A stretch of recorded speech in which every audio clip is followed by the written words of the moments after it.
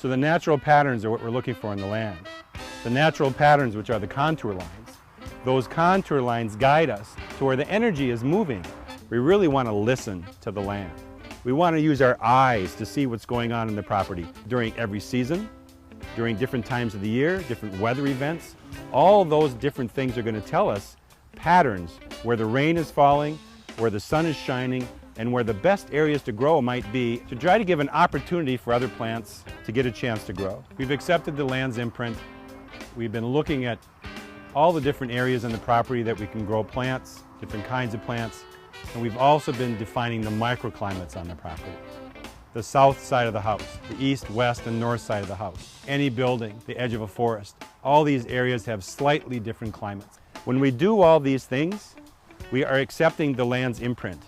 We are being imprinted by the natural systems on the property, and we're not imprinting on the land and forcing some kind of design to be there. But just because we have a climate that says it's cold and temperate and there's a lot of things that we can't grow, doesn't mean that we can't create spaces, right? That we can't adapt to it to get all sorts of variety and diversity in our diet. When we design in future tense, just like nature, things are going to change.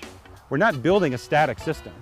We're building a dynamic process of growing food, of growing a system on the property that will change and develop over a number of years. The beauty of permaculture is in the relationships between the land and the plants, and also between the plants and other plants. Our goals are met by using the functions of the plants to feed the anchor tree. So a dynamic accumulator is really important to bring up those minerals to the topsoil and to the root zone of our anchor plant. We'll get maybe 5 or 6 harvests every summer for 3 years, as opposed to one big harvest that we have to deal with.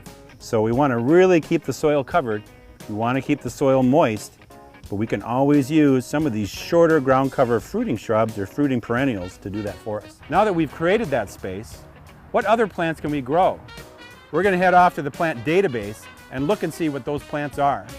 And I hope you'll join me. So now we're using nature's pattern to create a growing system. And with that growing system, we enhance our harvests. That's the beauty of permaculture. It's in the relationships of the plants and the land.